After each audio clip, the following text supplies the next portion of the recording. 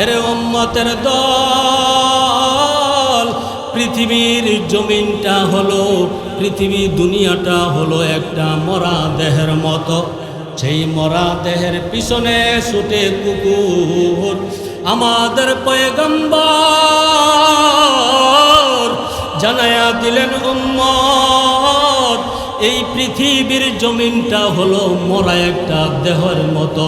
এরে উম্মত, এই মরা দেহের পিছনে তোমরা ঘুরিও না, এই মরা দেহের পিছনে ঘুরে কুত্তা, ঠিক কিনা? আল্লাহর নবী রাহমাতুল লিল আলামিন বলেন, এরে উম্মতের দল, তোমরা ক্ষণস্থায়ী জিন্দিগির জন্য চিরস্থায়ী আখিরাত বরবাদ করিও না। ক্ষণস্থায়ী জিন্দিগির জন্য তোমরা চিরস্থায়ী আখিরাত বরবাদ করবা না। পয়গম্বর রাহমাতুল লিল আলামিন বলেন, এই দুনিয়া হলো বরফের খণ্ডের মতো।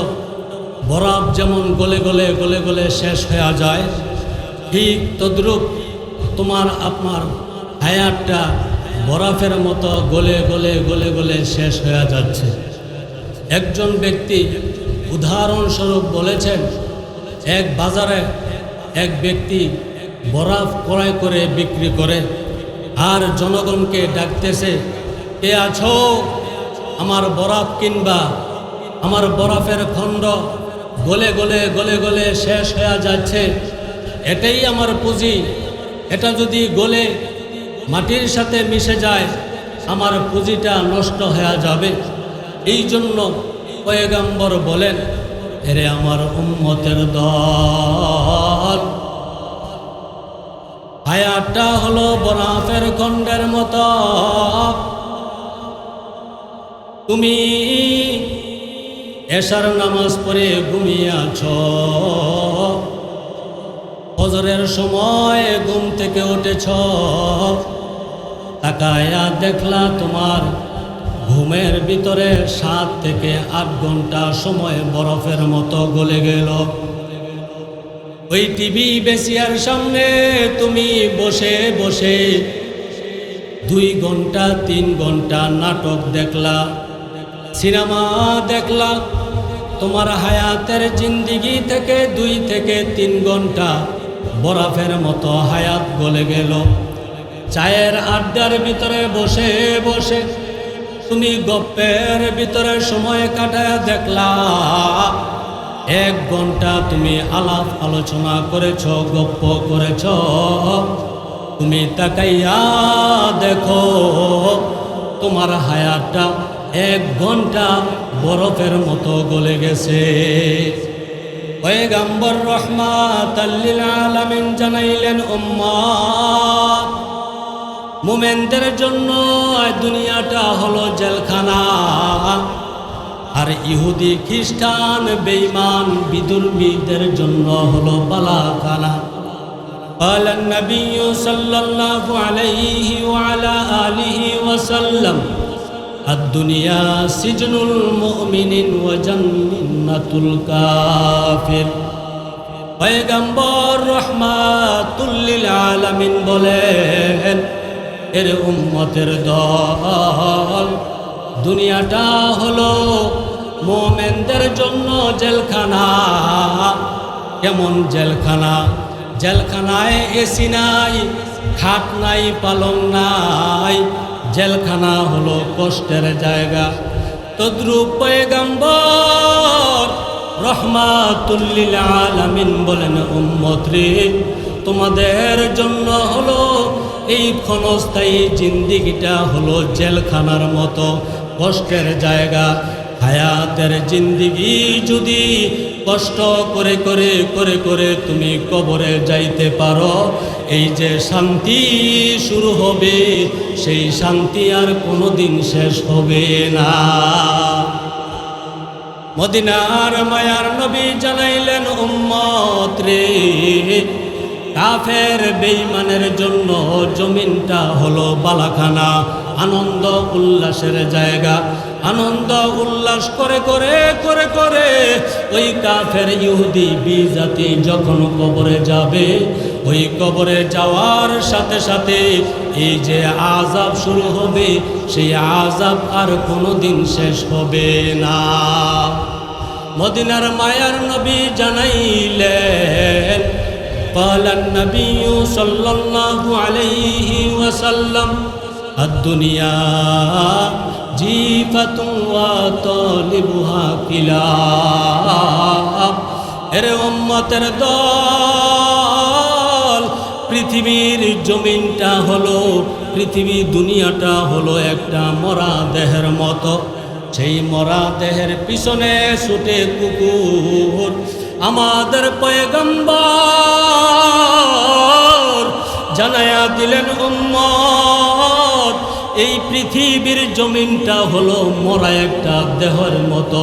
এরে উম্মত, এই মরা দেহের পিছনে তোমরা ঘুরিও না, এই মরা দেহের পিছনে ঘুরে কুত্তা, ঠিক কিনা? এই যে পশু পাখিগুলো মৃত্যু বরণ করে, ওই পশু পাখিগুলো গোস্তগুলো খাওয়ার জন্য ওই শিকাল তার পিছে ঘুরে, শকুন পিছে ঘুরে, কুত্তা পিছে ঘুরে। মুহাদ্দিসিনগণ জানাইলেন, আল্লাহর নবী কুকুরের কথা কেন বললেন? এই হাদিসের ভিতরে পয়গম্বর রহমাতুল লিল আলামিন কুকুরের কথা কেন বললেন? মুহাদ্দিসিনগণ বলেন, শিকাল রাত্রে খায়, দিনে খায় না। শকুন দিনে খায়, রাত্রে খায় না। কুত্তা এত খারাপ, এত খারাপ, সে দিনেও খায়, রাত্রেও খায়, আবার জাতি ভাইদেরকেও খাইতে দেয় না। কথা বলেন ঠিক কিনা? হ্যাঁ, পৃথিবীর মানুষ নবীজিকে মহাব্বত করে সুন্নতি জামা পরলাম, থোতায় দাড়ি রাখলাম, মাথায় টুপি লাগাইলাম, এত কথা, এত কটূক্তি, এত নিন্দা, তারপরও মাদ্রাসায় পড়ালেখা সারি নাই রে মুমিন। রে মদিনার মায়ার নবীর আশিকের দল, এই টুপির জন্য কত গালি, এই টুপির জন্য কত জঙ্গি, কত আলবদর, কত গালি আমাদেরকে দেয়। তারপরও এই টুপিটা সারি না রে ভাই। অনেক ব্যক্তি বলে টুপিওয়ালারা দেশটারে খাইছে। কথা বলেন ঠিক কিনা? দেশ খাওয়ার মামলায় টুপিওয়ালা একজনও নাই। ডিম চুরির মামলায় টুপিওয়ালা একজনও নাই। কথা বলেন ঠিক কিনা? টাকা চুরির মামলায়, গম চুরির মামলায় টুপিওয়ালা একজনও নাই রে ভাই। এই সোনার বাংলা, সোনার বাংলা লুট করার মামলায়, সোনার বাংলাকে লুট করার মামলায় টুপিওয়ালা একজনও নাই। কথা বলেন ঠিক কিনা? তাবলিগের বাইরা হাতে পায়ে ধরে বুঝায়, এরে পৃথিবীর মানুষ নামাজে আসো, নামাজে আসো, নামাজে আসো। তারপরও কত গালি দেয়, কাফের বলে গালি দেয়, কত রঙের গালি তাদেরকে দেয়। ওই যে চরমনাইল হুজুরের মুরিদদেরকে কত গালি দেয়, জিকির বন্ধ করো, জিকির বন্ধ করো, মসজিদে জিকির করা চলবে না। আমিও একমত আছি, মসজিদে জিকির যদি চরমনাই চরমনাই বলে জিকির করা হয়, সেই জিকির বন্ধ করা হোক।